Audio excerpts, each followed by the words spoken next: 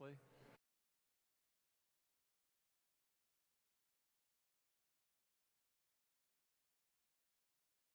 All right, now we got it moving.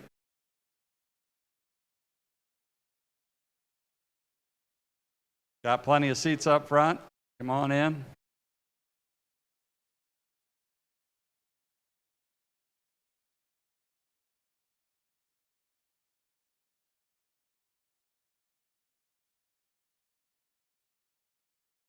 We're going to be broadcasting this on,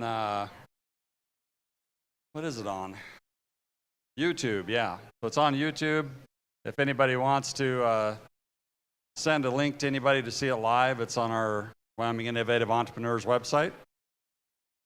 And after this is done, assuming our recording worked great, it'll be on there. How long will it take to put it back on there after the recording?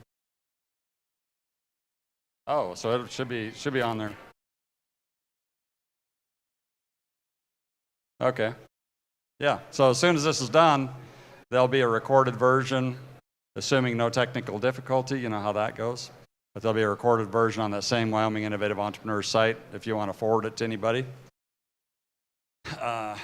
We ready to go? All right. Let's get started. Thank you for coming to our first Nuclear Energy 101. We put this together from Wyoming Innovative Entrepreneurs, and happy to put it together. I've been focused on nuclear energy for a little over a year. I've been super focused on it for the last 6 months, and Steve with Idaho National Labs has talked about the Nuclear Energy 101s that he does for people, and it's been shocking to me how much misinformation there is about nuclear energy. As I got more into it and I started talking to people about reactors and manufacturing parts for reactors and that this is the way to go, I had a lot of people, a lot of friends come back to me like, oh my gosh, this is terrible. Why are you doing that? You're going to ruin everything. And I've been lucky to be mentored by Steve, be able to call him up and say, hey, this person's saying this, what's the truth? So that's what we're really here to bring to you is the truth about nuclear energy, the basics. We're not going to go real advanced here. If we want to do more, if there's a reason to do more, Steve's already offered that he'll come back and keep doing these as long as it's helpful. And we'll also have a question and answer towards the end. So I hope you prepared your toughest questions that you or you heard from other people, because these are the right people in the room to answer those questions. And then what am I here for? I'm here for the Wyoming Innovative Entrepreneurs. So the governor asked me a few years ago to come back and help economic development and diversification in Wyoming. So I started doing that, and then I stumbled across this nuclear energy because of TerraPower setting up down in Kemmerer. And I thought, hey, there's something there. And the more I picked at it, the more I thought was there for Wyoming. We're already the energy capital of the nation. And this, playing this right, there's some opportunities to be the energy capital of the world and to diversify our economy with energy. And that's not taken away from coal, oil, or gas. We're sitting in the LNH room here that is fully representing coal, oil, and gas. We're surrounded by gas globes, and we got mining things in the back for coal. I'm not in the camp that you're going to replace any of those. We need them all. We need the world needs energy. The United States arguably doesn't need energy as much as the rest of the world. So I think this is a really big opportunity for us to export energy to the rest of the world, and that vision will become clearer. So any questions around what LNH is going to do or what the Wyoming Innovative Entrepreneurs is going to do, and that's why I'm wearing my Wyoming Innovative Entrepreneurs shirt today. That's what we're here for, is to innovate Wyoming and diversify the economy and continue growing the economy, and this is a way to do it in energy dominance. So with that, I will turn it over to the pro, and he can introduce the rest of the team. This is Steve Allmeyer with Idaho National Labs, and he's been mentoring me. He's going to run us through some Nuclear 101, and then we'll open it up to questions. Thanks for being here, Steve. Appreciate it. Thanks, Mike. I appreciate you hosting, and Mayor Shea, appreciate the invitation. So, like Mike said, my name's Steve Allmeyer. I'm from the Idaho National Lab. I've been at the lab and its predecessors for over 30 years. I actually started a student lab. So, hey, if you got kids, want to go into science, come and do an internship at the lab, come and see a great way to start. I am a nuclear engineer by trade. So let me, instead of introducing them for you, I want to have my colleagues introduce themselves. All right, thanks, Steve. Hi, everyone. Thanks for inviting me to Gillette for the first time in my life. It's very exciting. My name's Todd Allen. I'm currently the chair of the Nuclear Engineering Department at the University of Michigan. We happen to be the #1 ranked department in the country. And in previous lives, I've worked at the Idaho National Lab as a scientist and a senior executive. I have worked in Washington, D.C. at a think tank for a year. And I started my career as a Navy nuclear submarine officer, so I'm now a retired Navy captain. So that's the history. You can ask me about any of it.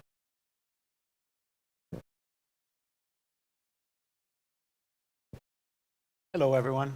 Marcio Paz Barreto, Wyoming Energy Authority. It's a pleasure to be here. I recognize many of you from work that we did maybe in the Wyoming Business Council time, now in the Wyoming Energy Authority. Here to answer questions if we come to what is the state perspective on all this. And I think this room, like Mike said, is a representation. We are on all above strategy, and nuclear is a component. And different than we hear from other stakeholders that there is a transition from coal to nuclear. We believe there is a space for coal and nuclear. I was just talking with Rusty Bell about gasification opportunities, and maybe there is an opportunity there. So thank you very much. I'm going to pass back to to Steve. Good, thanks, guys. You see why I like running around with this, too. There's a lot of questions I can't answer. They can. So what we want to do is take about an hour, hopefully a little less than an hour, and talk about some of the fundamentals. And the reason I like talking about fundamentals of nuclear is because you'll hear a lot of jargon associated with advanced nuclear energy, past generation nuclear energy, and it's really important to have a sense of where those words are coming from and why they're important or why they might not. And then we'll talk about a little bit about why things are a little different today and going forward than what we've seen in the past 50, 60, 70 years. And then I do want to leave enough time at the end to talk about really some forward-looking things, which really get into nuclear applications. You know, what can you do with energy source? My opinion, so I'll just give you the bottom line first. I think that's the most important thing to pay attention. It's not the technology, it's about what you can do with it. So first, since I'm with the lab, and Todd used to be with the lab, just saying a few words about what the National Lab is. So National Labs, there's 17 multi-program national labs in the country. All but one are government-owned contractor operators. So I don't work for the government, I work for a contractor who runs the lab and its predecessors. But the Idaho Lab is a nation's lead nuclear energy lab. So started 70-ish years ago, really focused on demonstration testing of reactors, and because of that, the lab's been right at the forefront, really at the frontier of not just nuclear technologies, but nuclear applications. And you see that in the firsts. The first power reactors, first electricity to be generated with nuclear energy. It was at the lab. Nuclear submarine technology developed in part at the lab, certainly tested at the lab. The lab in the High Plain Desert of Idaho has trained over 40,000 sailors because of the nuclear Navy footprint. Lots of other firsts. So think about the lab not just as the country's nuclear energy lab. It really is Wyoming's nuclear energy lab as well, since Wyoming is an advanced nuclear energy first mover. So tap into the lab. That's it about. So let's start with really fundamentals on nuclear. By the way, can y'all hear me as well? I move the microphone in and out. In and out, so I'll try to keep it right. Is that better? Better? Yes? No?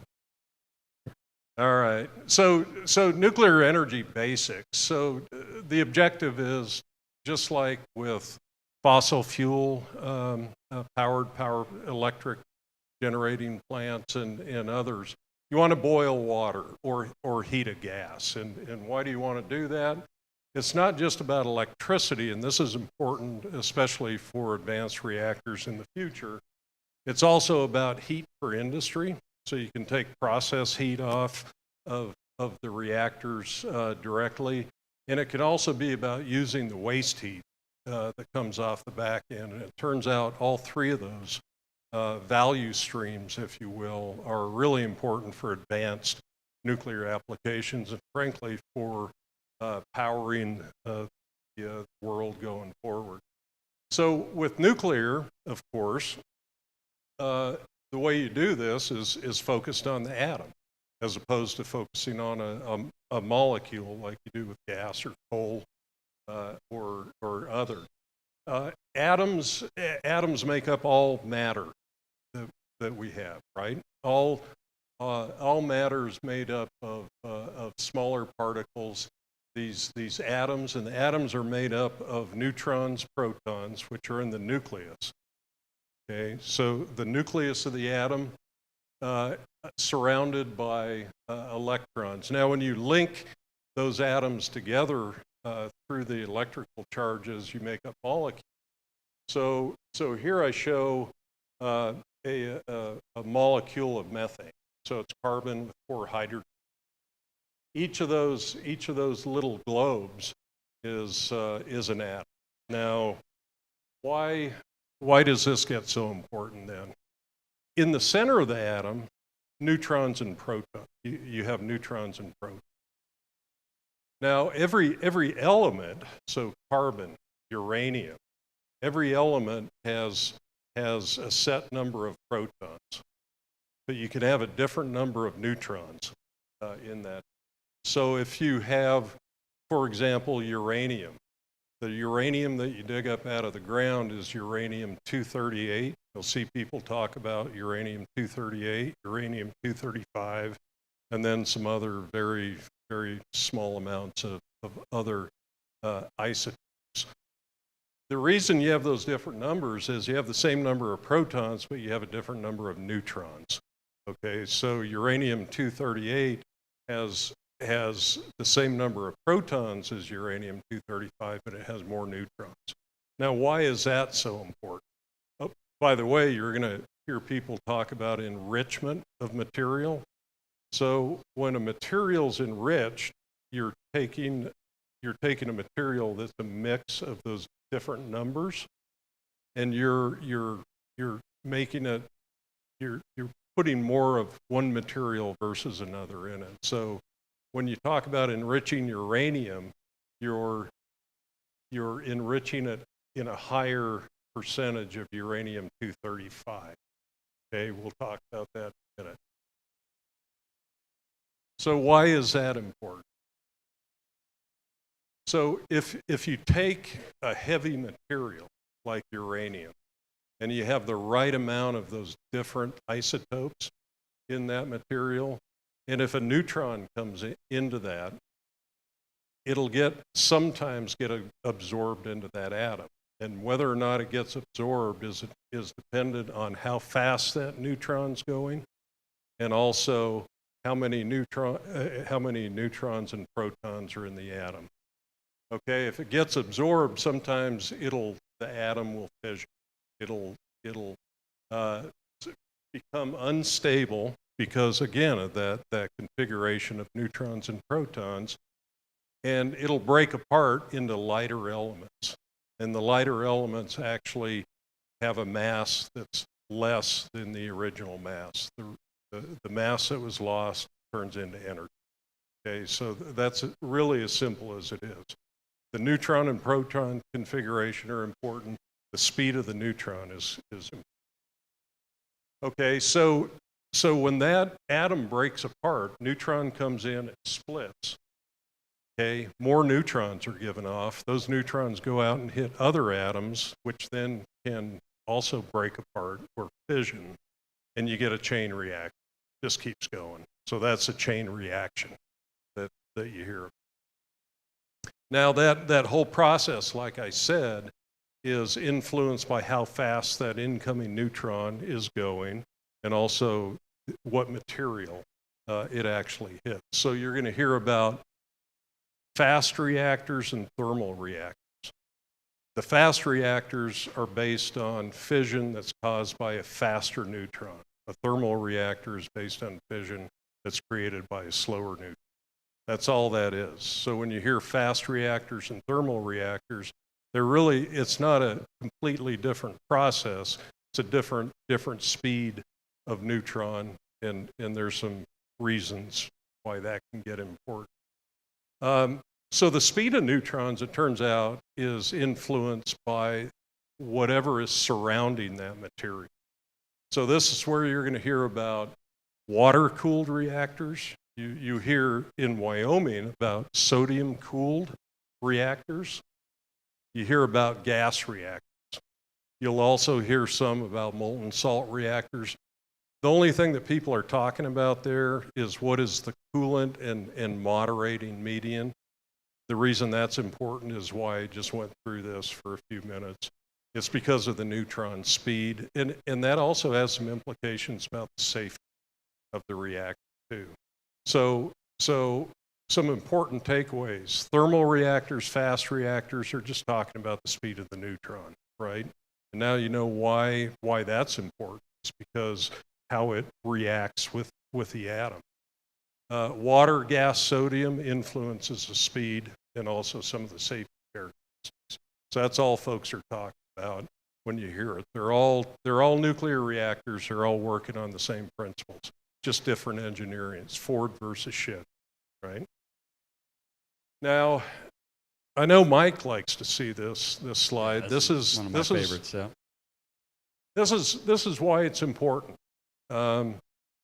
Looking at the atom and energy that comes from the atom versus energy that comes from that molecule. So these are the energy densities of common materials. And what you see is the energy contained in a fuel per unit mass. If you're getting it from the atom, and uranium-235 is 70,000 times greater than what you get from natural gas. Okay, so that's why we went down the nuclear energy road 70 years ago. Okay, and that's why that's important as we look at a world of 8 billion people. You can just get a lot more energy per unit mass. So let me pause there and ask Todd comment. Okay, so first I have to prove that professors have a learning curve, so I come and stand on the spot. So I'm going to try and do the Cliff's Note version for Steve. Right, he'll finish, and then I'll say, here's what I hope you learned. Two things. One, you get a tremendous amount of energy out of a nuclear reaction compared to fossil fuels. That's why people were so interested in the first place. There's lots of different technologies. More important than that, you get nuclear engineers, we'll tell you all about the technologies, we'll dig into the details. Hopefully you'll see soon, it's the opportunity, it's the business models, it's things you can do with the different types of reactors that's, to me, more interesting than the technology. Love to talk technology with you later. I think those are the two key things. Look for different things we're planning to do with it, and you get so much more energy per reaction. Good. Mike, any comment When on I that? ran into this energy density, and I keep coming back to this slide. I saw this, Steve showed it to me first time probably a year ago, and I keep coming back to that energy density and the things that are missing that people call energy that aren't on this list, right?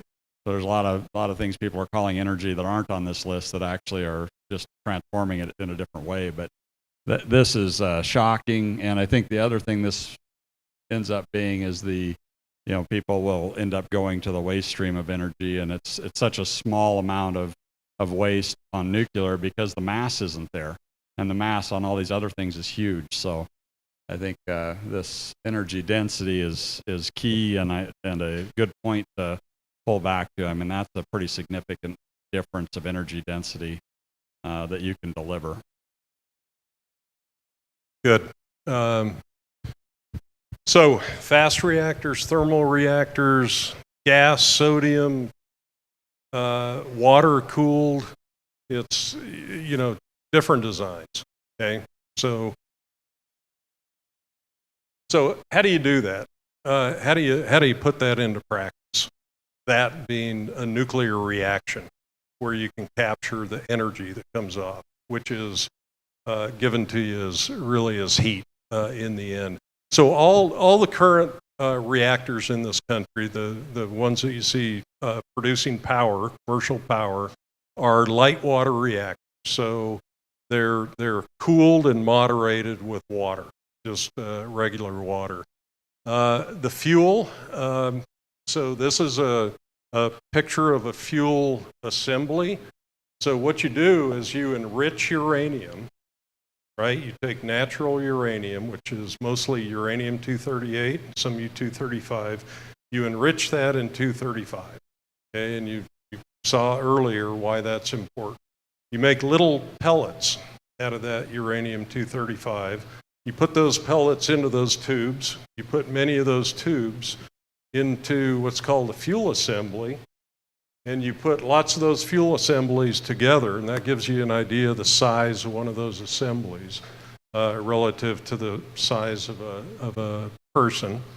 And you put those together into a nuclear reactor, and you put that neutron source to get things going, and you'll get a critical reaction. You'll get this chain reaction that just continues to produce energy.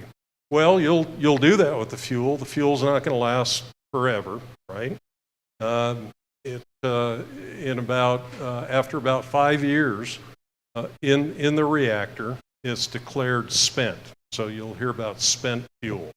And then what you do is you take that fuel out and you put it under water because it's hot, thermally hot. And you let it cool for, it's usually, about 2 years? 5 in the pool. 5 years in the pool, and then you can take it out. It's cool enough. You can store it dry. So is all of that usable uranium gone out of that? No, it's not. A friend of mine likes to say it's kind of like burning the bark off a log and then throwing the log away. And there's reasons why you do have to take it out after that amount of time. It builds up poisons in the fuel. But that's how you do it. That's a real used fuel pool. Okay, so where do you get the uranium? Well, you'll hear about the fuel cycle. So you start with natural uranium. That's down here at the bottom. It's 99.3% uranium-238. But really what you want for these water reactors is about 5% of that needs to be uranium-235. So after you mine it, like you mine it here in Wyoming, then you need to enrich it in uranium-235. So you'll hear about uranium enrichment plants. That's what they're doing. They're taking that mined uranium that's pre-processed and they're enriching it to about 5% uranium-235. And then you go into a fuel fabrication facility. You make those fuel assemblies I just showed you. Put it in the reactor. When it's done in the reactor in this country, then it goes into storage, goes into used fuel storage. So this square is what's called a once-through fuel cycle that the United States uses. Other countries will take that used fuel. Remember, I said it's like burning the bark off and then throwing the log away. Well, they take the log and they reprocess it, take out the usable material, and put it back into the fuel. We don't do that in this country, and it's a long discussion why we don't. Economics is a big part of it, but it's kind of an interesting history why they don't do it. But Russia reprocesses their fuel, Japan, France. That's China. Is China? Not yet. So that's a fuel cycle. So you're going to hear about fuel cycles. And that's all folks are talking about is it's from mine to used material.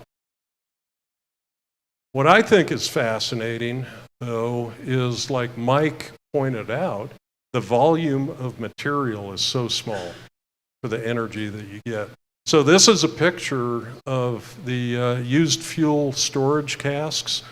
So when you take those used fuel elements out of that water pond, you can put them in these concrete casks and they sit there.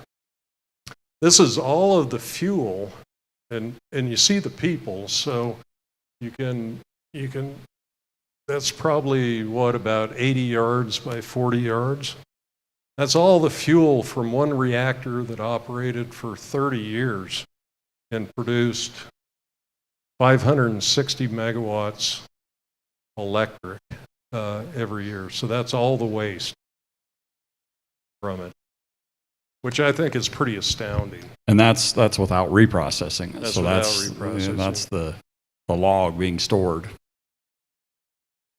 So I'll let you look at that just for a minute. So 1 megawatt will supply 500 to 800 houses for a year. So that's all the waste that comes from that. So nuclear energy, that's the fundamentals, the basics of why you hear some of the terms. Nuclear energy, obviously, as you all know, it's not new. It's a mature industry now. Not just mature, you're at the point where you're producing 10% of the world's electricity with nuclear, 20% of the United States electricity with nuclear. It's about an $8 trillion global market through the year 2050.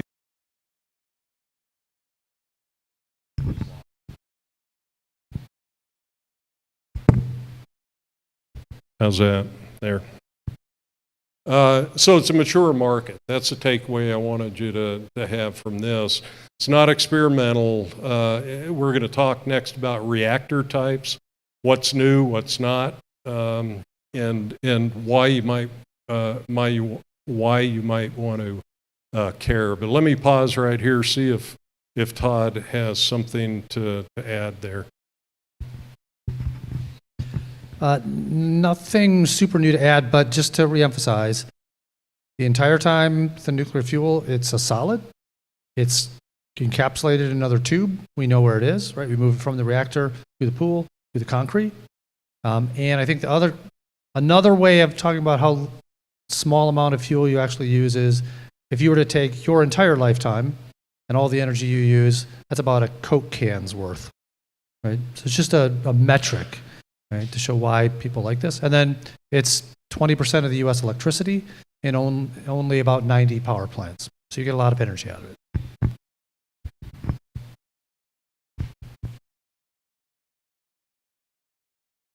So this is what I like talking about. What's new and what's not, and why might we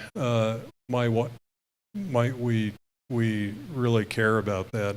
So the existing power plants, those power plants that are producing 20% of the country's electricity, 10% of the world, those are all really pretty, they're the big, I call them our grandfather's nuclear. They're big light water reactors. They're each one, this is actually the construction project at Plant Vogtle, the ones that are just starting operation in Georgia. Each of those construction projects are enormous, kind of one-off projects. Actually, I think this one was the largest construction project in the country at the time. They're big reactors. They're 1,000 megawatts, and we're going to talk about why they got so big and why that's important and it's good. Custom built, a lot of capital at risk. I think the Vogtle plants were $20 billion for two, or over $20 billion. So these are really big units. The other thing, remember about these big plants, you have big safety exclusion zones that are around them. Again, they're 1,000 megawatt plus electric, which means 3,000 plus thermal. You shut these plants down and they're producing about around 7 megawatts electric. I mean 7 megawatts thermal. That's just a huge amount of energy. Really good, very safe track record with these plants, but they're big, they're expensive. Okay, so then you started hearing about small modular reactors, and those words are important: small and modular. And we'll talk about the modular part. Well, the theory here was make them smaller, make them in factories as much as you can, put many different modules together. Instead of doing one enormous plant, you do many smaller ones, and there's a lot of safety features, what they call passive safety features that came into these. Passive safety is the notion of you don't have to take active measures in an accident configuration because the physics and the engineering put the system in a safe state. So they have a lot of passive safety features. Much smaller footprint, much less capital at risk at one time, and smaller footprint, smaller exclusion zones. So where big reactors, might have 1,000, 2,000 acre footprints and 50-mile emergency planning zones, these have 50-acre footprints and much, much smaller planning zones. And there is one that actually has been, the design has been certified, hasn't been built yet, and that's offered by NuScale. So that's out there, and you'll hear about it. And then you get even smaller. Then you'll start hearing, and you'll hear Mike talk about our favorite, which is micro reactors. So nothing different. They're just much, much smaller. So now you're talking a megawatt, you're talking 20 megawatts, you're talking maybe 50 megawatts. And these are really small, easy to build, so they're manufacturing projects. They're not construction projects. That's an important takeaway. You go from huge construction projects to a manufacturing project that gives you a little reactor that you can bring in on a truck and plug it into a process or plug it into a community. Now, is that brand new? Turns out no, those aren't brand new. So people will say, oh, that's a neat innovation. Well, it turns out some of these have been deployed all over the world back in the 60s. Actually, one of them, the first mobile one, was actually deployed 60 miles from here in Sundance. So it was at the Sundance Air Station. This is a picture of it being flown in. It was flown in I think, 12 crates, 12 Connex boxes. The reactor had operated for 5 years, operated those forward-looking, over-the-horizon radar units for that period of time. And when they were done with it, they packed it up, put it on the plane, took it back. So the notion of mobile and portable microreactors, although it sounds pretty cool, and I'd like to think they're new, they're not new, right? They're not new at all.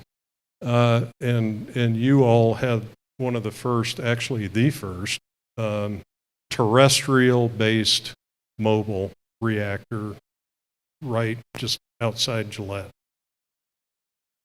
All right, so why should we care? And we talked about some of this stuff already. Actually, first, let me back up and ask Todd, what would you add to that or subtract? Yeah, I would just add a couple things. So on the big reactors, one important historical point is that when we were building them, all of the electricity in the U.S. was under regulated utilities, and we encouraged them to build as large as possible, right? And so that's what we ended up with. That's what we incentivized.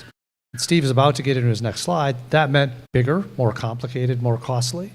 When we deregulated electricity, these don't necessarily make as much sense in all the parts of the country. So you see a lot of these innovations in nuclear that Steve talked about because people see different business opportunities. On modularity, one of the business differences is with the big plant, right? It may take you 10 years to get it built.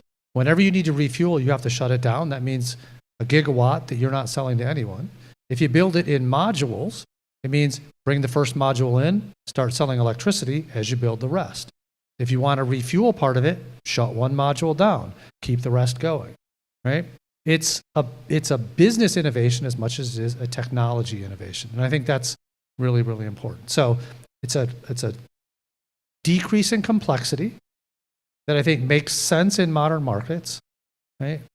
And a lot of what you see drives at that. And you'll see lots of different technologists and their designs, but I think those are the big themes.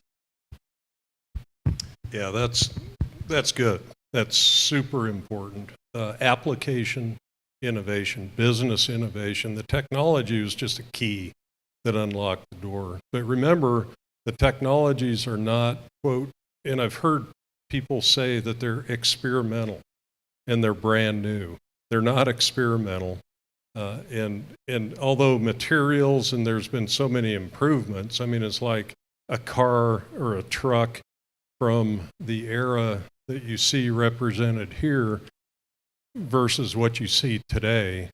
It's not a brand new concept, but the materials and the electronics just make it so much, in a way, less complex.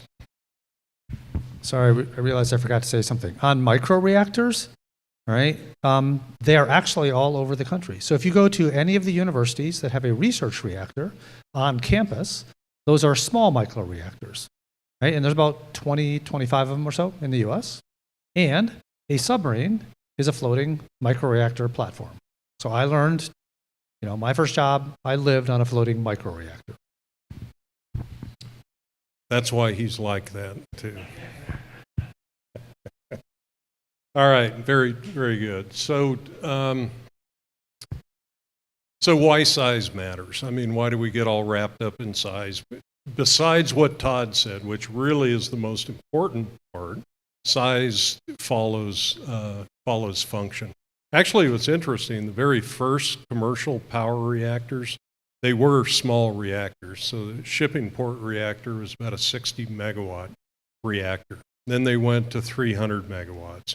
Then they went to 500. Then they got to those really big 1,000 megawatt systems. One of the reasons, the technical reason why size matters is you can get much more capital efficiency, right? It's efficiency, or I don't like to say economy of scale because it really is an efficiency of scale. So you make things, you engineer them bigger, you get a better return, like Todd was pointing out. But that did have very significant implications for a lot of stuff. The capital that you put at risk. So instead of small reactors where you can, spend $100 million and start getting revenue and then spend another $100 million, get more revenue, you have less capital at risk at one time. Those are huge. The 1,000 megawatt systems, you put down a chunk of money all at one time, right? It's also significant for the safety systems. I mean, they're big. You're holding down a lot of energy. They're very safe reactors, but you got to engineer the safety systems. Emergency planning zones that go with it. It's just all really big. They're not modular. So every one of those projects is kind of a unique construction project, and that gets complex. And Todd was putting his finger on this last point, really important. Many times you have a mismatch in energy generation to how much the market can actually absorb. So for example, in China's China's underpowered, right? So they can put up, 5,000 megawatt reactors, 1,000 megawatt reactors, and they have the offtake. Most places in this country, you don't have that. If you plop down 2,000 megawatts in a service territory, it gets very difficult. So you have to match size to the market. And today it's just a different day than the 50s and 60s, right? And so, like we said, the size of those reactors really did grow quite a lot as the industry matured and the economy was growing. So size does matter. But today the reactors are trending smaller, they're trending modular, and they're trending in some cases what they call integrated. In many ways, for the reasons that Todd pointed out, because that's what the application space wants. So you're going to hear about the small, medium, large reactors. The TerraPower reactor that you have going in here in Wyoming over in Kemmerer. That's on the large size, 345 megawatt electric, but by no means is it one of the super large reactors. And it's, the different sizes are meant to parse out the different market applications. And that's where things get really interesting. Just one quick thing, I wanted to, throw this term up. So when you hear integrated, you know what a modular reactor looks like now, right? It's smaller, it's built maybe in a factory, you put modules together. You're going to hear about integrated reactors. That simply means you're taking a lot of the componentry that was before kind of off on the side of the plant. You're engineering that into a package, one package in the reactor, and there's safety, positive safety benefits, and there's engineering cost benefits. So that's all that means. So now you've heard integrated, you've heard modular, you heard microreactors, fast reactors, thermal reactors. They're just various designs meant to match certain applications. I should let Todd talk about this because he's actually a fuels expert.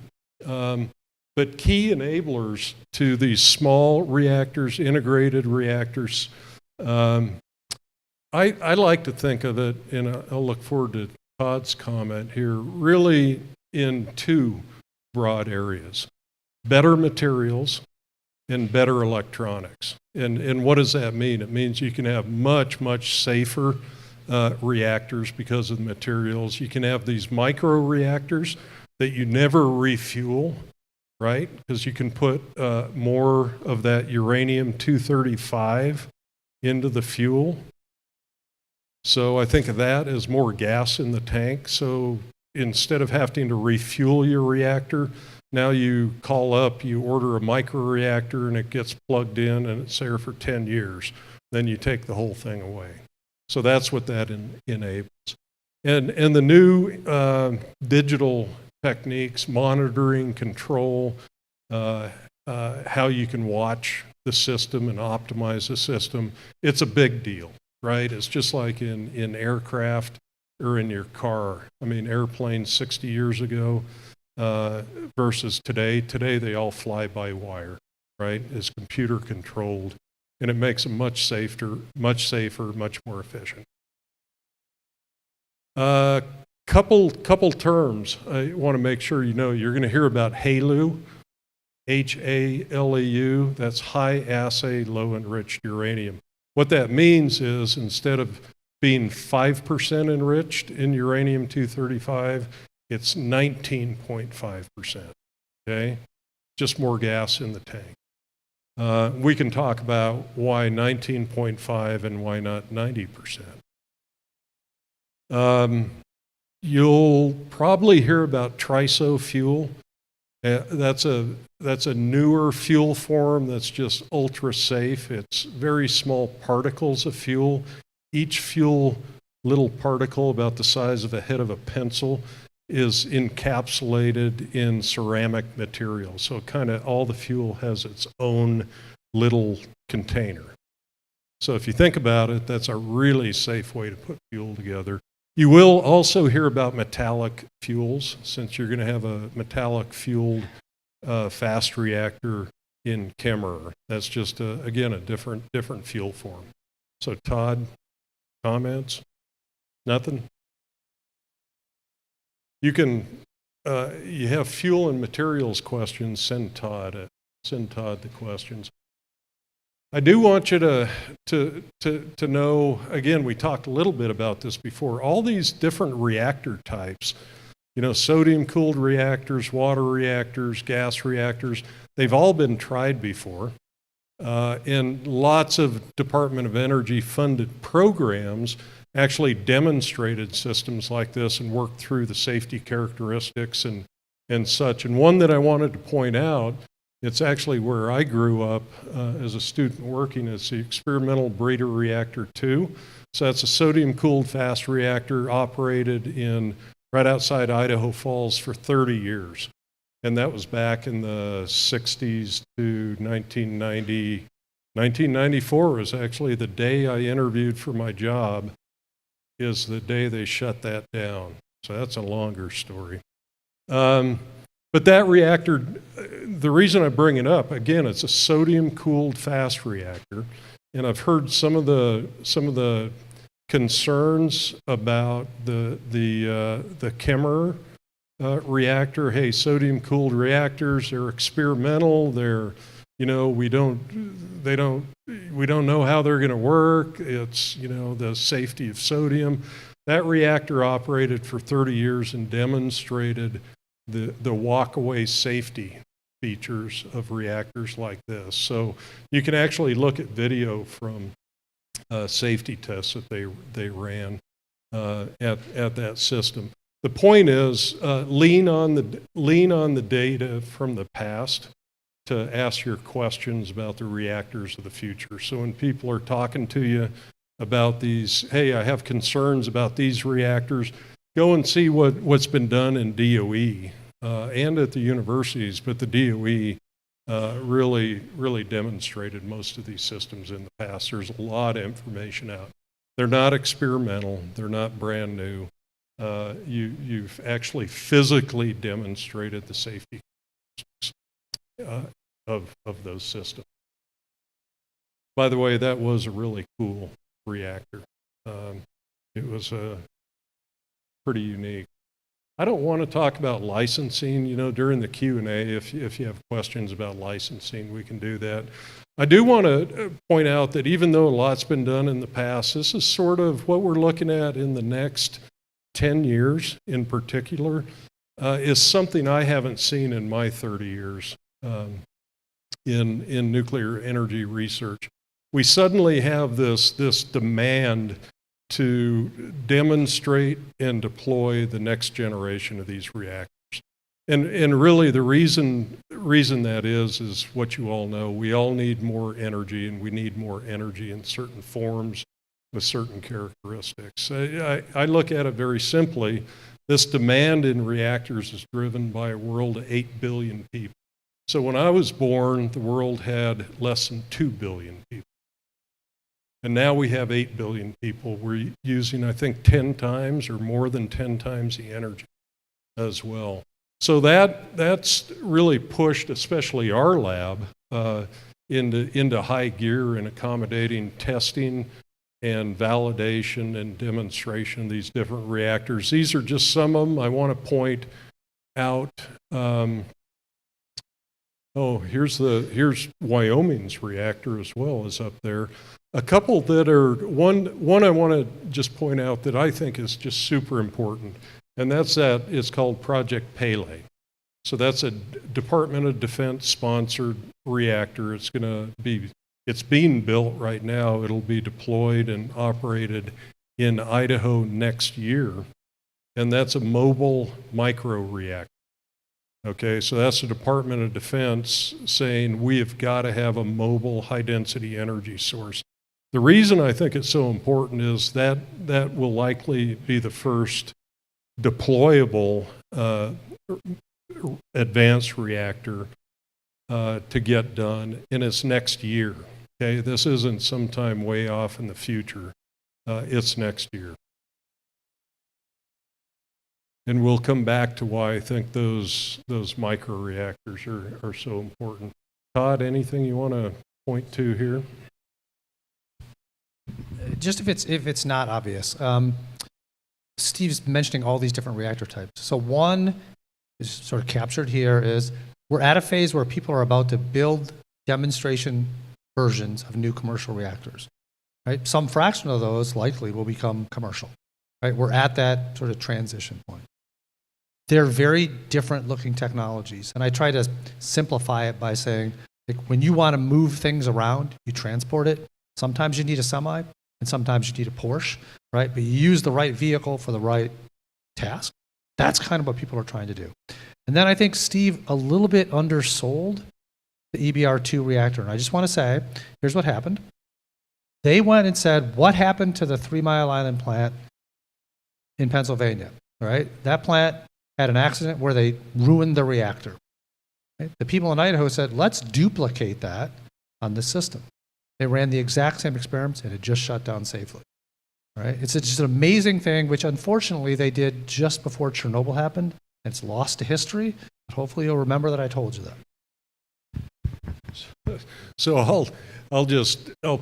I'll even add more onto that. So those safety tests that Todd mentioned, they ran the same accident scenario from 3 Mile Island.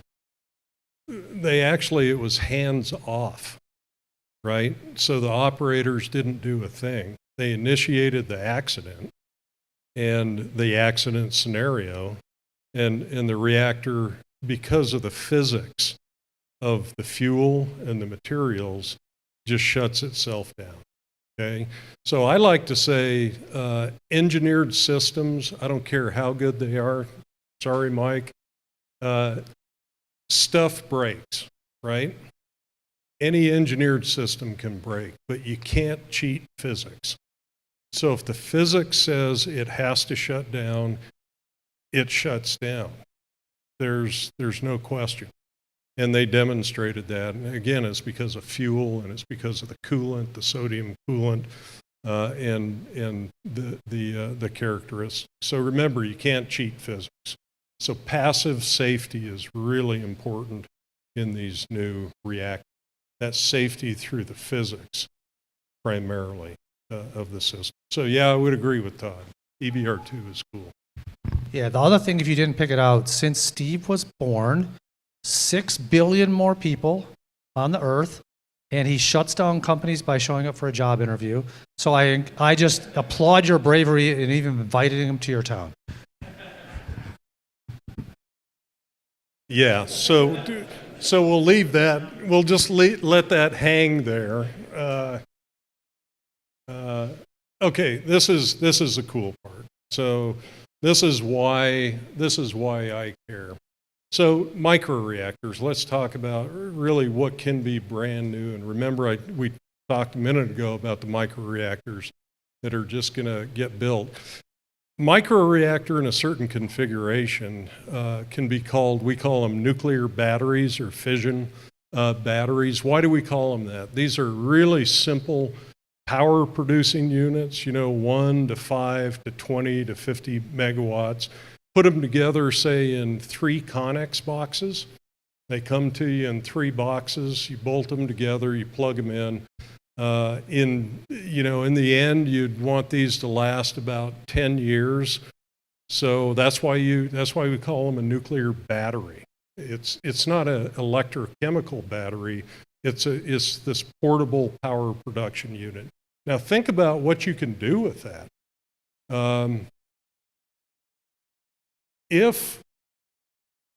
So 3 Connex boxes, so the entire plant is far less than the size of this room. It's just like this part of the room, right? You can ship it in, you can set it up within a week. This is the size of 10 megawatts in that nuclear battery compared to a 10 megawatt wind turbine. You see the little green spot? And that's compared to a 10 megawatt solar farm. By the way, the wind and the solar, and I like wind and solar, don't I just get that off the table. Right now, it's all good. I like energy, but those actually don't produce 10 megawatts all the time, right? There's a capacity factor. It tells you it might be half or maybe 30% of that. But the size just opens up all kinds of intriguing possibilities. One of the most intriguing possibilities is mating those things up with industrial processes. So mining is of great interest for microreactors right now, especially mining in remote applications, not just to power the mining equipment, crushers, but also the excavation equipment, but also processing the material. What really gets interesting about that is you don't have sunk capital in the ground, right? You haven't poured concrete and steel in the ground. So if business conditions say after 3, 4, 5 years that mine's not going to be operating, you pick up the microreactor and you take it somewhere else. So that's a nuclear battery configuration for a microreactor. Yeah, you're going to pay more for that, but now you have a high density, zero emission power source that can last on the order of 10 years and you can move it. Now that's where the business innovation, the operations innovation can come in. Then you start thinking about, well, what if I had a company that actually owns, say, 100 of those, and you just lease power? Okay, Shay, you want 10 megawatts to run a mining operation. You might want another 10 in 5 years. Okay, I'll lease that to you. I'll come and operate it, plug it in, and we'll write the clause in the contract. So if you don't need it, we'll take it away. That's different. That's very different. Another interesting point about this is industrial technology, even some hydrogen generation technologies, plastics manufacturing technologies, steel making is getting highly modularized as well. So now you start thinking about bolting together modular industrial plants along with its own energy source. And that gets even more interesting, because then you get a very efficient way to manage capital, right? You don't have to plunk down $10 billion. You can do 20 million at a time. That's what the technology allows you to do now. And I want to emphasize this point. This isn't far out in the future. Remember, I pointed out that one microreactor is going to be demonstrated out on our site next year. Okay, so when might you see commercial variants? Maybe, I say you could see them as soon as 5 or 6 years, 7 years. It's not a matter of if, it's a matter of when you start seeing these things in commerce. So I'd like to think about, well, what might that look like? And the reason I want to think about what it might look like is you can start to think about how you position yourself to capture the opportunity in this. The lead markets are going to be military, right? Because lead units are all expensive. They're first, fifth, 10th of a kind. Excuse me. So military markets will be the lead markets. Very, very close after that, mining, especially remote mining applications. We get a lot of questions about the applicability in Canada, in Alaska, mining markets. Shipping, the port applications are getting really interesting, given the way the economics and emissions concerns about shipping are going. So I think those will be your second price tier markets. Third price tier markets, after you've deployed 10, 20, 50 of these, you start to see really interesting economics in what I think of as kind of standard industrial markets. Data centers, desalination, modular industrial plants, things of that nature. So that's what people are actively working on right now, and the technologists are focusing on. So what we're talking about is really this same thing you've seen with phones, with computing equipment, with lots of different industries. You started really big, then you start going smaller and modular, and then you really start going to much larger numbers of very small units. So instead of efficiencies of scale way over here, now you're getting economies of numbers, right? You're mass producing, you're factory producing. And that's so that's what you're seeing. I do want to point out all nuclear batteries are microreactors, right? Not all microreactors are nuclear batteries. Many of the microreactors actually are infrastructure in the ground. They're not plug and play. They are refueled. They're just scaled down versions of the big ones. So always ask that question when people are talking to you about this. So instead of looking, you're still going to see these, right, all around the world. There's big reactors being built. But I think you're going to start to see more of that. One at a time, two at a time, 10 at a time. You're going to call somebody up and say, I need another module, I need 2 more modules, I need 20 more modules. So compare that to that. So Todd?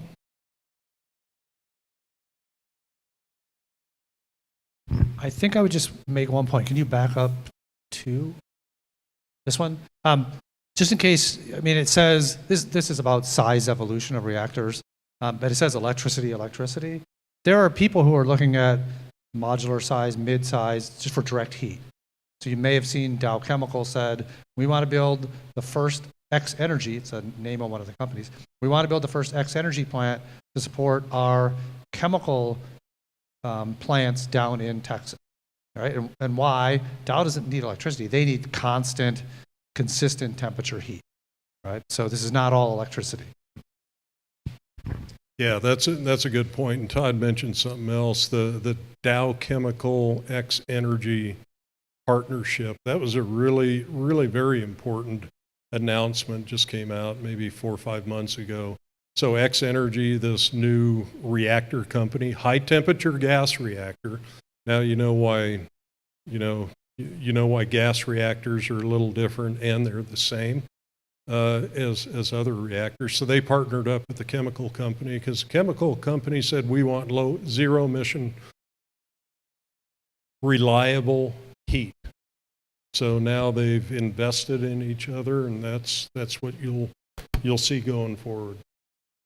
Okay, so just to sum things up, this is why do we care?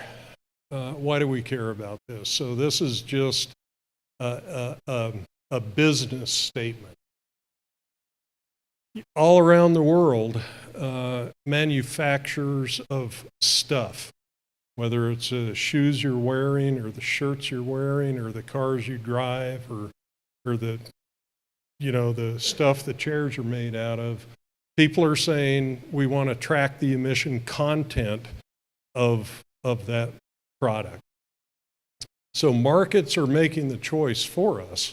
The markets, and including the capital, the capital providers, the banks, everyone else are saying, show us your emission content. And we're going to start valuing that. And you're seeing that work its way into policy as well. The policy, I don't think, is the most important part. It's that Wall Street is telling people, this is what we want. So if you want a loan, you want equity released to run your factory, this is what we want to see. So microreactors, and I think nuclear in general, is being pulled along. That's the message. It's being pulled. It's not being pushed. on the market. The market is pulling that. That's why we see all of those reactor demonstration projects, all of those new companies pop up. This is not a 10-year in the future, a 20-year in the future thing. The markets are speaking, and frankly, it's very difficult to provide all the energy that you need with those other energy sources. So the markets are one thing. The thing that is, I think, needs to be top on all of our agenda is the national security implication of all of this as well. And that's why I put up that picture of that the deep sea port. So that economic competition, markets are being reformed, right? Based on how you power those markets. That has an economic security implication, but it has a very real national security implication. So Russia came out actually this was just maybe a month ago, and announced they're going to accelerate their development of the Arctic Passage. Right? With the thawing of the Arctic, they said now is the time to really lay claim to the market, new markets that can be developed. And you know how they're powering that. Okay, there's going to be 15 new Arctic ports. All of those are going to be powered off floating small nuclear power plants. Okay, so that's the competition that you're facing. And they're also marketing those technologies all over the world, especially Africa and South America. So this is economic security and national security. It's big geopolitics at play, and energy is a key that unlocks that door for us, or keeps the door locked in some cases. That's why I think that's so important. I just want to leave you with this slide. Where is a role for Wyoming in that? Wyoming's a first mover. It's a first mover in these new technologies because of your TerraPower project. And then your energy authority, by the way, that's a picture of your governor and some other of us in one of our facilities. It's called the Advanced Test Reactor out in Idaho. And I'd invite any of you, who want to do tours out at the lab, get a hold of us, and we can try to accommodate you.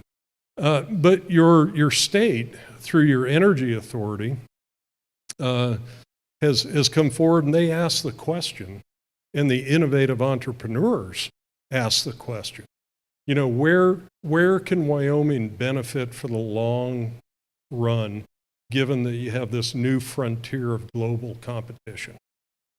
Where's the opportunity space? And I think what you came up with, Marcio, you and your colleagues, makes a lot of practical sense. And it's 3 buckets. So there's value to be had in generation. And that's big, generate energy here, ship it off to other places, or power industries here. That's a generation bucket. That's number 1. Number 2 is the supply chain for this stuff, right, Mike? So who's going to manufacture parts and components, not just on the nuclear side, but remember we talked about modular industrial processes that are starting to look like they can be mated up with these modular energy processes. Who's going to build that? Who's going to build the interface? Who's going to lease the reactors to people? So that's a supply chain. Then the value chain really is the stuff you produce with that. So you think about how you can brand the products in a way that the markets will give you a premium. And I actually heard this from one Wyoming manufacturer, a big one, and I won't name names since we have the non-disclosure on that, but they said we'd pay 1.5 times more for our energy if we can get it in these modular units, right? Heat, they're talking about heat. Their power's fine. So generation, supply chain, value chain, and there's long-term I look at this as high value, really high value, low footprint sort of industry. So that's my story. I think it is a major disruptor, though. You're living through a time, the next 10 years, it's really setting the pace for the next 100 years. Todd?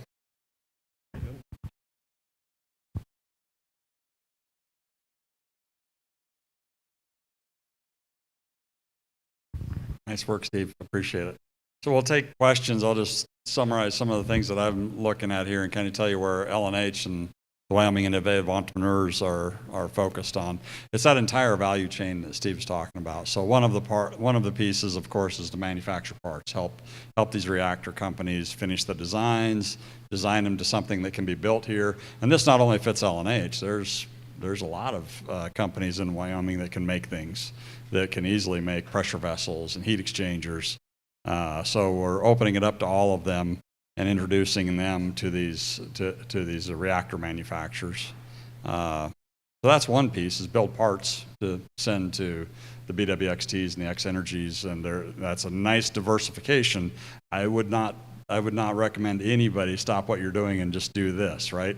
And Steve has actually told me this early on, and I agree with him 100%. This is a diversification, not a replacement, right? So if you're going to do it, it's an add-on to what you're already doing, because they've been there before and it's fell apart, and L&H diversifies. So as an add-on, this is not difficult for us to do. You all know we have uranium just on the south of Campbell County here and in Wyoming. So there's all of that. No part that I'm in, but plenty of you are in there. We have we have the earthworks, and what you can do on earthworks. You saw in all those fixed plants, the big ones and the medium-sized one. There's a lot of that type of work, and they need everything. When they're putting one of those plants in, they need people that are willing to show up and do everything from the porta potties up to putting the plant in place. So there's plenty of people in Wyoming that can diversify into all of that, and I think that it was in the trillions, the opportunity there, and it's just heating up, as Steve said. So we're in early on this. I don't think we're in too early. We're in early. It's kind of like the space race in 2005 when you hear that it's going to happen, and you're like, yeah, that's never going to happen, right? There's no way. And then you look now, and it's like, oh yeah, the space race. Everybody's doing that, right? We're about in 2005 of the space race. It's being heavily funded. There's tons of people doing it. So now that you know about it and you know what Steve's taught you, you'll see it everywhere. And it's going to be really prevalent in 5 to 10 years. So a lot of it on helping these companies build the reactors, and thanks to all the people that brought TerraPower here, and TerraPower for being here, because that put Wyoming on the map as some place to be that is pro-nuclear, right? That is into this. And I think Wyoming should be pro-nuclear because it's energy. We are the energy state, right? We started out with, I remember back in the 80s when I was first getting into the mining stuff, there was a lot of oil and gas guys that were throwing rocks at the coal guys, right? We don't want to do that, right? We don't want to spend any time and money there. Thank goodness somebody had the wisdom to diversify into coal at that point. And now we need to diversify into nuclear because we want to continue being the energy capital of the nation, or energy capital of the world. I think the microreactors are really interesting in that point, and especially the piece of buying those reactors from whatever company is building them and leasing that heat and that power to anybody in the U.S. to begin with. And then in the world, right? Imagine if we had companies that were buying those reactors and leasing that heat and power and selling it across the world. You want to talk about being able to diversify and double the Wyoming economy perpetually. That's the way to do it. And that's an opportunity that not only us are going to go after, especially as I'm sitting here talking about it more and more. There's a lot of people that are going to go after that, but there's also room for everybody with the growth of the need for energy. So it's a great opportunity. We're able to do it. We're willing to do it. And I think we throw it over to Marcio and talk about the Wyoming's position on this and what all the good work that Marcio has done and anything else that we need to know about why Wyoming. Before he shows up, though, I think yes, this is a Wyoming play, and I think this is huge for Wyoming because we are nimble and we will look at things like this and do the right thing, and we can train everybody on what's great on nuclear and why, and keep it safe and clean. But this is, to Steve's point, this is for national security. The United States needs to be a leader in energy, and this is an opportunity. Russia is on this. They will already lease reactors, they're already leasing reactors that are floating on boats to mines around the world. And they're already going to open up the Arctic Circle. They published it with nuclear reactors floating.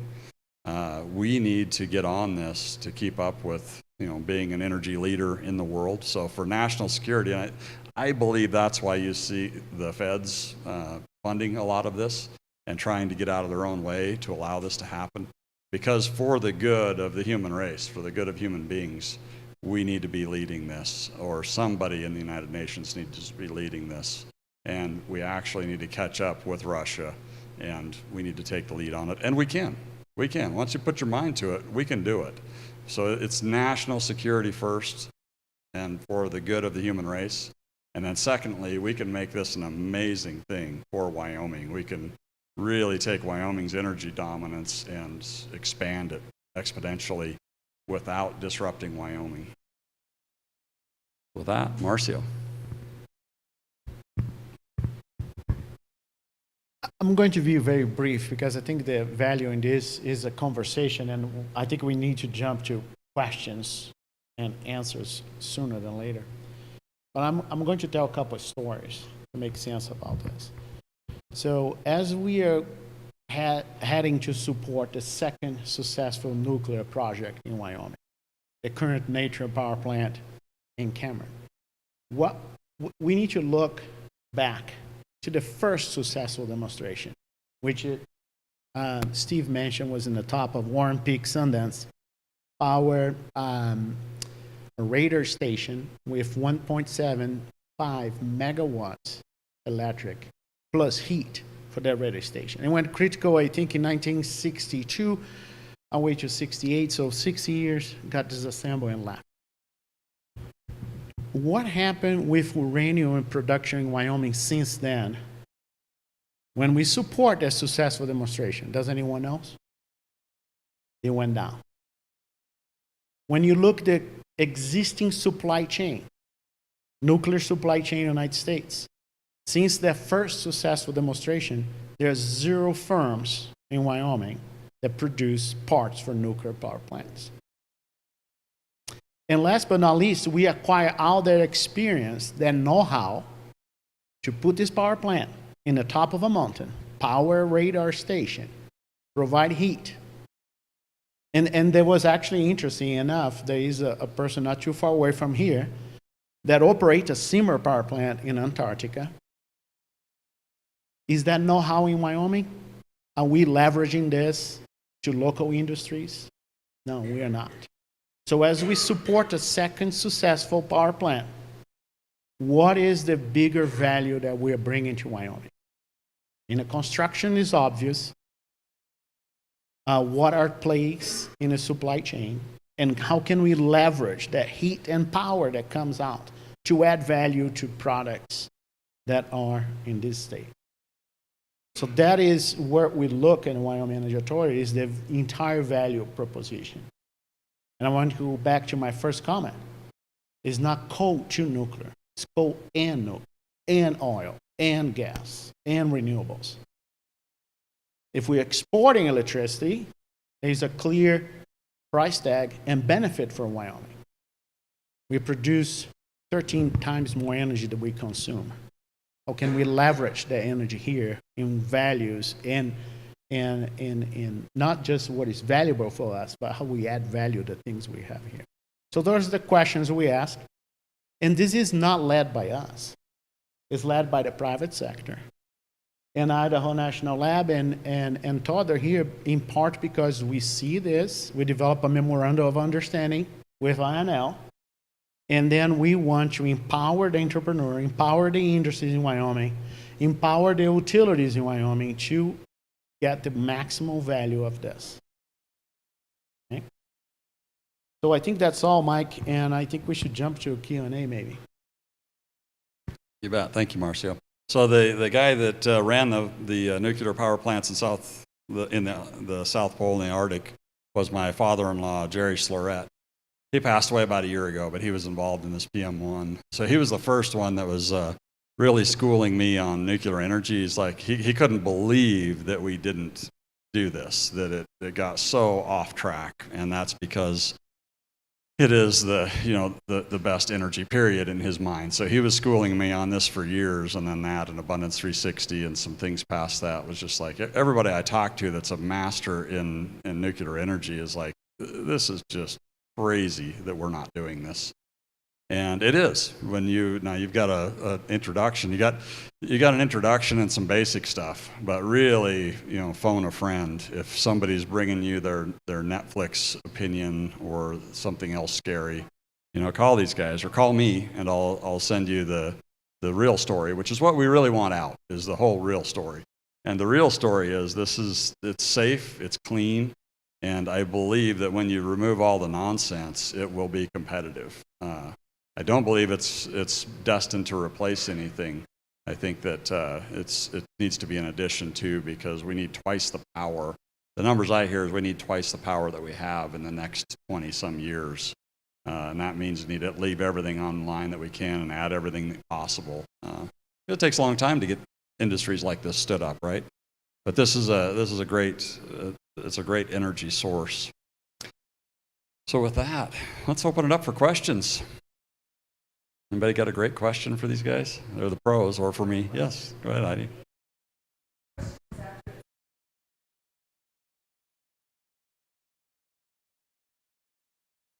So after it's cooled and it's stored, how long does it stay in storage like that?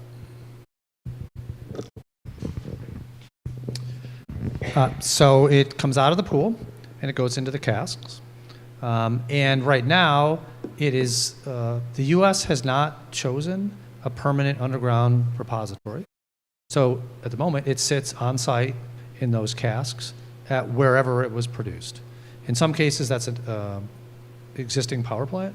In some cases, the power plant is decommissioned, and that all that is left is the material in the casks. Okay? And it's not I'll argue, it's not a physical limitation. In recent years, Finland and Sweden have both decided on where they're going to put theirs. So they have a plan to go from cask to underground. But in the U.S., we have not completed the political discussion about where we're going to put it. And so right now it sits at the site. But as you see, it's concrete, steel. People walk up to it. It's very safe. Yes.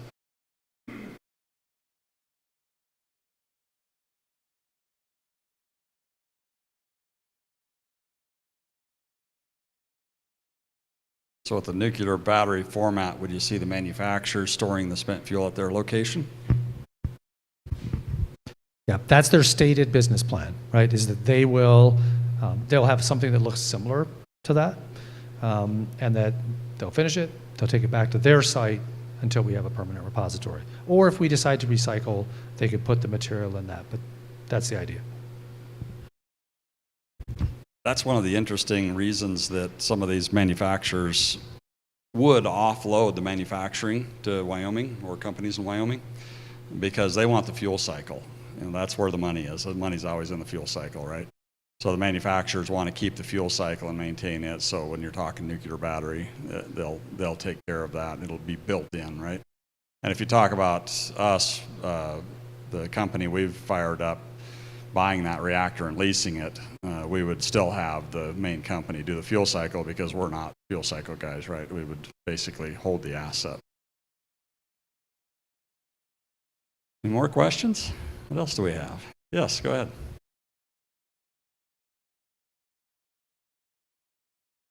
Is reprocessing of fuel economic or political?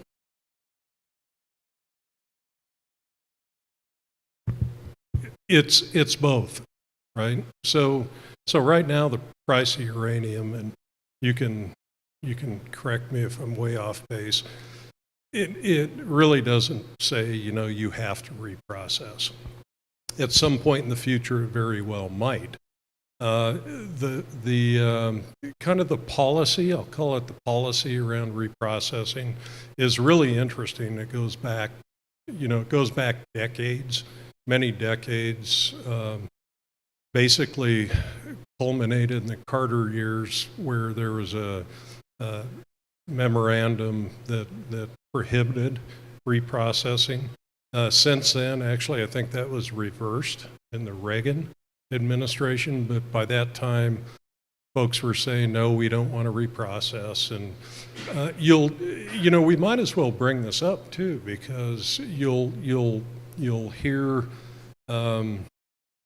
one of the, basically what I see is the 5 concerns about nuclear energy that folks will come at you with. One of which is what people talk about in non-proliferation, right? The proliferation of highly enriched uranium or plutonium, and having that get in the wrong hands. So that's wrapped up in this reprocessing policy and political discussion. Some folks don't want anything to do with separating nuclear grade material, really weapons grade material, 95% sort of plus enriched. So you'll hear about that. So all of you, should think about what people are talking about when they talk about, non-proliferation is a concern. Because you'll hear that. I've heard that in front of the Wyoming legislative committees. So again, just the bottom line to your question, the economics really don't pan out on that right now, but if you start to value waste stream minimization and things of that nature, that's where it just makes a lot of sense, some will say, to do. But many will argue the non-proliferation part. It's a fascinating history on reprocessing, and still really inflames, I think, passions. I think maybe just some more historical context could be useful. So when we first started thinking about using nuclear power, we thought uranium was a very scarce resource, and that there was no way you could use the technology if you didn't reprocess. So we started to work on that. The things that Steve couple things he talked about are important. He mentioned that right now, in the current big light water reactors, when we take the fuel out and we move it into the pools, we have only used about 3% of the energy content. About 97% of it is still available. So potentially there's a lot of value there. What happened in the 70s, proliferation concerns came up, and at that point we had figured out better mining techniques and that we could get at the uranium, and there was much more of it than we thought. So at that time people said, I don't think we need to reprocess, so let's not. And we just sort of moved forward from that. But as you go forward, you could imagine a time where either you want that energy content back, right? Or it's getting more expensive to bring new uranium, or lots of different technology possibilities are out there. And I think that's why people will still keep looking at how can I reprocess, drive the costs down, make it competitive with new mining. So since Todd mentioned how cool that EBR-2 reactor was, remember the one with the silver dome? That demonstrated what we call a closed fuel cycle as well. So they actually took the used material from the reactor, they remotely, all remote operated, separated the usable material, put it into a fuel fabrication facility, fabricated new fuel, and then put that back into the reactor, demonstrating that complete closed fuel cycle for that type of reactor. So, it's really not a lot of mystery on various reprocessing techniques as well. It very much is economic and political. Yeah, so that's what I keep hearing is there's still value in there. You've got energy in there, right? And if you don't have energy in there, then you don't really have radiation. Yeah, so it's fascinating, right? So you have the stuff that we're calling a waste, which actually could be categorized as an asset if you would make it that, right? It's changing the way you look at that waste. You could turn it into an asset very easily, but we don't need to because it's so cheap to make new stuff. Will that sustain as the as we ramp up and start using more? I mean, the value of uranium might go up. I hope it does. Yes.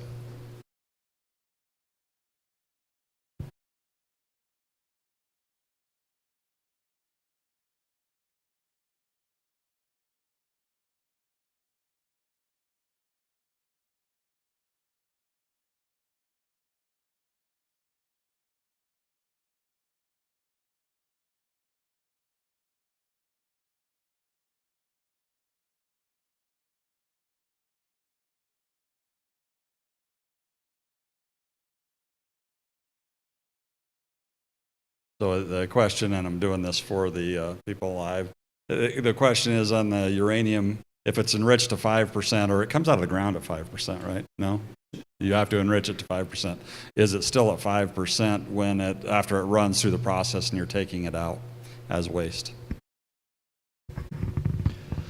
So you asked a simple and very complicated question at the same time. So you do not burn all of it, right? But a fraction of it is gone, but not all, right?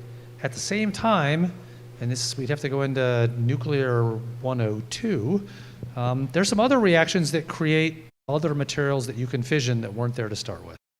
So you're kind of making some new and losing some old. Overall, you've lost some of the energy content, but there's still quite a bit in there. Does that make sense? Sort of.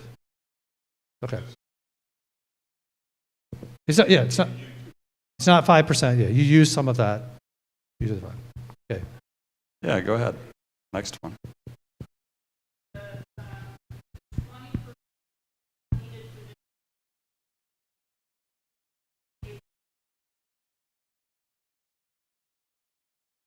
Yeah, so a halo question, if the 20% or 19.5% technically, right, that they're enriching to get the maximum run out of the reactors, what countries have the capability of enriching to that level? So there's just a few. So Russia certainly, and they have kept that capability current. The U.S. Technically could do it, right? But we haven't, right? So for us to do that, it would require us to build out more infrastructure. So it's a couple-year process or so, right? But technically, we know how to do it. We just have stopped, right? Commercially, we weren't doing that. And I think that the others are sort of the countries that have long had nuclear. France, UK, I think China can. Am I missing? Japan. We can also take some that was built for the Navy and pull it back, right? So you take some bomb stuff and pull it back. Right, so in weapons, we go higher than 20, right? And so there is the possibility of saying, in the past, the U.S. may have made material for weapons or other military purposes. You can, what we call down blend, to get it back under 20. That's also possible. I found it fascinating why 20? Why is it 19.5 is the limit for energy? It's a little bit technical and a little bit political, but essentially the international consensus is less than 20. It is too far away from being useful for weapons. And so we'll make that cutoff there, right? And make sure, because these advanced reactor companies, they would love if we let them go to something higher than 20.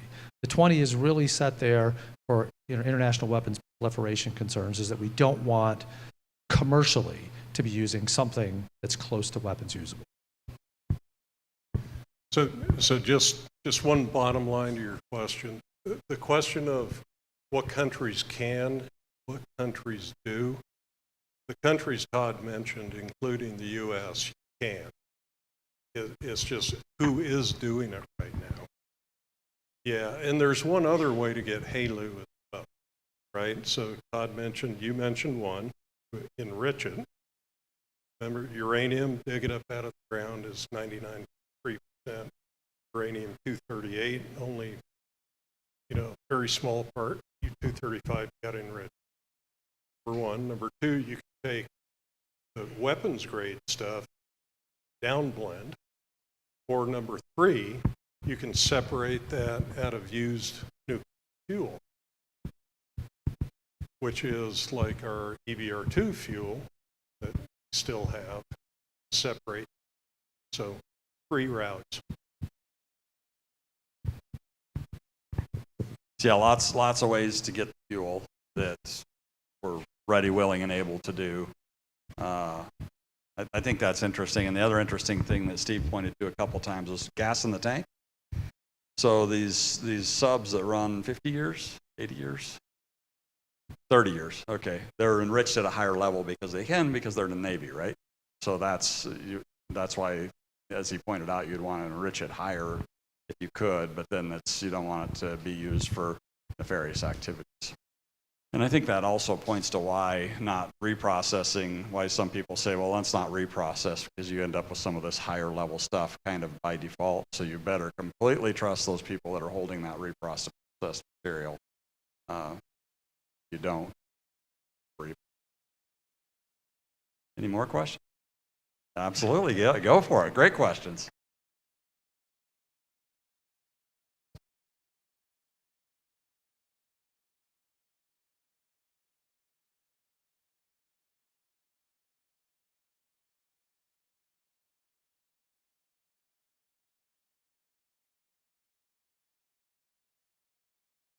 Yeah, so TerraPower has chosen not to get their fuel from Russia because of the Ukraine situation. So does anybody know where they're where they've chosen to get their fuel for their first load? So I don't, company inside, I don't know exactly, but I think we pointed to the sources. One, they could delay the project and wait for the U.S. to build up the infrastructure. Two, they may be able to use some material that's coming out of the old EBR-2 processes. They may be able to get the U.S. government to downblend, right? So, I mean, those are the places they can look.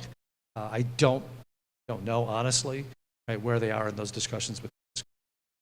And they won't need a load until 2029, Yeah, right? I think that's about right. Yeah, so they've got a long time before they need to make that decision. So they'll probably wait to what's most economically viable in 2028, 2029 to fuel up. Yeah, and so the DOE interagency has been working actively, and I believe does have a plan on how to supply the advanced reactor companies the HALEU that they need, and then have the sustainable production beyond that. I don't know what that is. I don't know.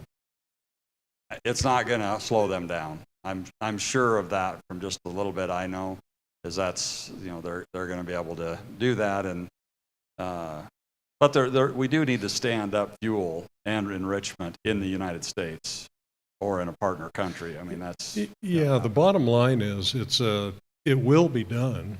It's not even close to an insurmountable challenge, right? It's infinitely doable. It's a matter of timing and what the best timing and approach is. So yeah, we'll see how that works out, but they are working it. Yeah, and if you follow federal budgets, Congress allocated money for HALEU last year. There's a significantly larger amount proposed in the House Energy and Water bill this year. So I think the federal government recognizes the issue, and to Steve's point, they're starting to respond to build up our own infrastructure. Any others? You're good? Come on, ask Marcio a question. Questions for Marcio? Yes.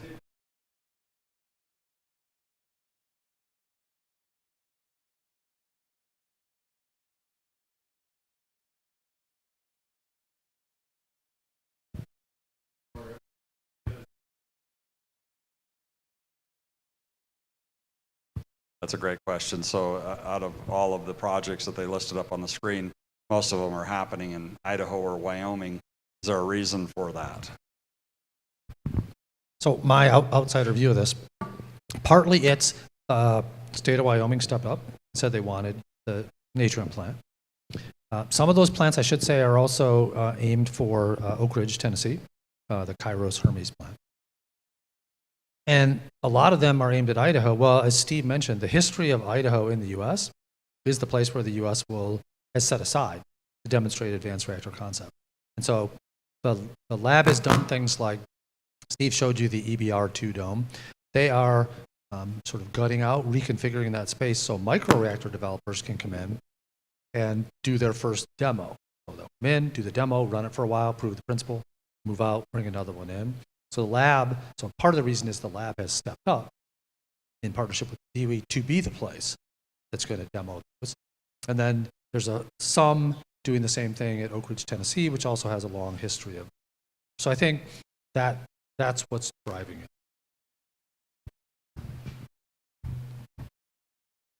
Yeah, and then Dow and X Energy, because Dow's in Texas, and they said that's where we want to build the demo.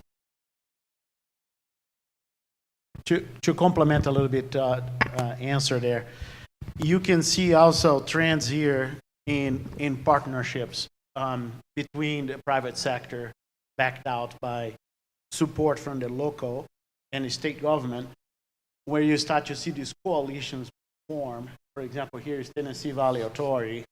You have the obvious reason in Idaho.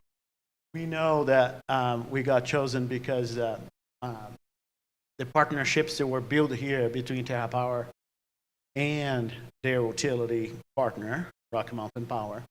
So you can see a trend in positioning. Regions that position themselves to harvest the opportunity. That is the trend you see there, despite the support from the Idaho National Lab, which it provides this lots of good brains and tests. So I know, Marcio, Governor Gordon was a quick yes years ago that kind of got TerraPower focused our direction, but there was many others in the Wyoming government that got us on the map, and we are on the map. I mean, these guys are looking at Wyoming not because we have a lot of people, but because we're easy to work with, right? And we were open to this when most people weren't. But who else in Wyoming deserves credit for getting TerraPower here? There's quite a few, I know.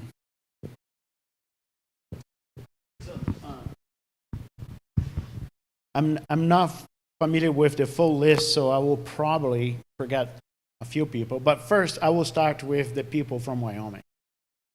University of Wyoming did a research. What is important for the people of Wyoming in terms of energy technologies? The first thing that comes is the economic opportunity around the energy source. The second thing that came, it was the sustainability. Not in the sustainability that we hear more in the green side, but in the sustainability, is this going to stay? Is this going to provide affordable, accessible, and jobs? And then last but not least is just be transparent. Come up front and say, what are the trade-offs? There are trade-offs about everything. So I think that the first one is what Chris Levesque from TerraPower likes to call the energy IQ in Wyoming. I think that the leadership of Governor Gordon cannot be underestimated, and his energy policy, Randall Luthi. And I think that you can think about the communities that raise their hand and say, yes, I want that in my backyard. Multiple communities. Pacific Core, Rocky Mountain Power, Senator Barrasso. The DOE provide American taxpayer money to support. You have investors from TerraPower. So I think it takes a village to make this happen, and that happened. We have here John Jenks from the Wyoming Business Council. At the time, Wyoming Business Council was trying to understand how to support a project the best possible. So I think that is the long answer for a simple question. Yeah, so the attitude of Wyoming and our energy IQ, that's what you call it, energy IQ. Go ahead, Steve. Yeah, just something I think's really important is brought up. So first movers. So, and actually one of the projects in Idaho is a commercial. So that's a new skill. The other reactors being demonstrated out there supporting the private sector. That's what we do as a national lab. right? We do things that industry, universities can't, won't, or shouldn't. That's your national lab. But I want to point something out. So Wyoming has, for whatever reason, has a first mover advantage, right? But you're not going to have that very long, and I'll give you some data points. So many states have seen how that energy pull to nuclear is going. There's actually been legislation in many states, I think Kentucky, Virginia, Tennessee, New Jersey, Illinois. You know, they're rolling back past prohibitions to nuclear, and they're actually going further. And through state funds, they're funding, for example, in Tennessee, they're funding analyses on how they more quickly attract the nuclear companies to the state because of what Marcio. They see that it's not just about technology, it's a key that unlocks a much bigger door in this new frontier scene of energy-driven industrial manufacturing. So there's a bunch of folks, a bunch of states jumping on that bandwagon. They're catching up very quick. So I know the state of Utah has a subcommittee through their governor's office looking at how they attract that sort of business. It's called the Advanced Nuclear State Collaborative that DOE funded. It's put together through an organization of state regulators that's focused on state regulators helping each other more quickly build out nuclear-friendly policies. That group has 22 very active, very senior. So you have a first mover advantage, but first mover advantage is leading. So that's what's important. That's an important. Yeah, that's great. And I think you guys are hitting on what's important about this. Governor Gordon and all of the other people in the state had enough foresight when it was really unpopular years ago to say, yes, let's talk, let's make this happen, you know, safely and clean, but let's make this happen. And that got us a seat at the table. Now everybody's jumping on board, right? You have a lot of other states that are like, oh, we want the second and third one here. They weren't anywhere to be found many years ago. We still have an early mover advantage, but that was magnificent, right? And that's one of Wyoming's core strengths, is to be able to react and say, yeah, we're going to make sure it's safe, we're going to make sure it's clean, but we're open to the conversation. And that got us there. Now that just got us a seat at the table, a nice seat at the table. And now what else do we want to do with it? We want to expand on that. And any entrepreneurs in the room or business owners, you get to be the private partner, right? So the government did their job. They've got these things, they got everybody looking our direction. The private sector are the ones that are going to make this commercially viable. We're the ones that have to decide to enter the manufacturing supply chain, or enter the assembly of the reactor supply chain, or do the earthwork on those plants and follow it around the country. Make a business out of it, right? So you get to choose whether you want to be the private partner that actually scales this. And I refer back to the space race and SpaceX. In 2005, they were crazy, and it actually worked. This is going to be way easier than the space race, I guarantee you. Commercially, everybody needs power, and this thing sitting there being handed to whatever entrepreneurs and whatever states want to say, yeah, I will do that. I'll spend my capital and my time doing that. And the world needs more power. So it's kind of a no-brainer. But I know that I know that everybody doesn't know what I know and haven't spent enough time on it. But if you're looking for diversification, you're looking for the next big thing that's going to be growing and diversifying, energy is it. And if you start studying how much money we each individually and as countries spend on energy, it's tremendous.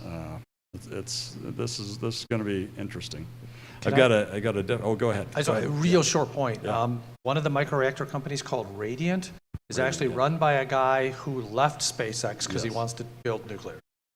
Yeah. So, and we're early enough in it that somebody gets to be the SpaceX of nuclear. I'm hoping to be that. I'm hoping that L&H or the company that we fired up to lease energy is that. We're going to try to carve out that position. And somebody's going to get it. And actually, I think multiple people are going to get that position because this is much more scalable than the space race.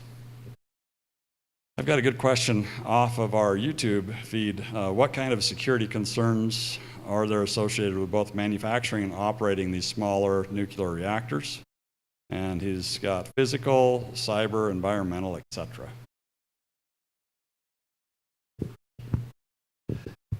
So I think some of them are the same concerns as before, right? You will have to have a certain amount of physical security around your plant. I think that with a subset of the companies, they would like to be able to have more remote operability, or less operators, more remote. For that business model to work, they will have to convince the regulator that cyber concerns they can deal with them. And so I think that each one is going to be very specific to the technology and the treatment scenarios. But I think to get a plant licensed by the Nuclear Regulatory Commission, you have to convince them that you have got proper safety and security around your plant. Yeah, so Todd just said what I was going to say. There are very specific criteria that have to be met. This question of cybersecurity, I think is going to take some innovation to overcome. I agree with what you said and what the manufacturers believe. You're going to have a much higher level of autonomy in the plant for remote operations. The question then is, can one design an inherently secure, remember we talked about inherently safe reactors, can you design an inherently cyber secure system? And we think you can. And that's a longer conversation, but it's actually part of a project proposal that we're putting together. And you saw an email on that earlier. So look for inherent security as a next evolution. Be interesting. So Steve, ask you this question, then we'll go to Todd. What scares you about nuclear energy? Well, what scares me is if we don't have nuclear as part of the mix, because then I'd look at the reality of the world of 8-9 billion people, and frankly, that's what's. But if we want to have a conversation about what are the things that are brought up that you all will hear about. You can sit in some of your state community meetings and such, and you'll hear, five or six concerns. And I'd be surprised if some of you don't have, questions in this category. So the first that always comes up is nuclear safety. Do these plants blow up? Do they, we're going to have some tragedy and such. And we talked about some of the reasons why I think you can assure yourself, and the regulators assure themselves that that's not what you're going to see. Okay, and we've seen those demonstrations. You hear a lot of hyperbole about industrial safety, especially with sodium-cooled systems. And that's where, you know, I really encourage you to look at like the EBR2 experience and see what they ran through in showing how you can manage the industrial safety very well. The fact is, look, you use sodium all over in industry and in all kinds of places every day. Yeah, it burns if you put air on it, right? Well, gas burns if you put a match on it. So what's the solution? Well, you keep the match away from the gas. So you'll hear about site, and y'all ought to ask the same question about everything that we do in our life. What's the waste stream? How big is it? How are you managing it? Because everything has a waste stream. That's a really long, interesting discussion in and of itself. Do we need a permanent repository? Yeah, you do. And you have time to work through that. What else do you hear? Non-proliferation. That's it. And we talked about non-proliferation. But I'm just bringing these things up because people will try to scare you with this stuff. And my hope in, you know, talking about the fundamentals, I know it gets kind of boring to go through a 30-slide PowerPoint with some, you know, engineer who's droning on. But look, bottom line is, you know where these terms are coming from now. So ask the question. Ask the questions. And hopefully you have, and you can have that presentation, you know. So ask those questions when people try to scare you with this stuff. So let me just circle back around. The thing that scares me most, again, is not having enough of it. Not having enough of it. So I will only add one nuance, and it's sort of what I'm spending a lot of the end of my career on. My biggest worry is that nuclear engineers will continue to be engineers. And you say, what are you talking about? I look at first generation nuclear, there was sort of a sense that engineers, smart, will build things, sort of maybe not invite the community in, right? But any technology, right? Nuclear, you've got to have the confidence of the people, right? And I think this, we need to do a lot more of, and I don't think it's natural, right? I don't think engineers naturally like to get out and about what they do, right? And so my biggest worry is that nuclear engineers not out of their nuclear engineering space, a conversation with the community, make sure people ask their questions, understand what their values are, comfortable. That's actually the thing I worry about more than anything. Engineers. One thing that I found really interesting is how the level on safety and on the cleanliness of nuclear is massively, it's held to a standard that's incredibly multiples of all other energy sources. And I point to the number of people that have died, let's just say in the USA, of a nuclear accident. It's a handful, right? Yeah.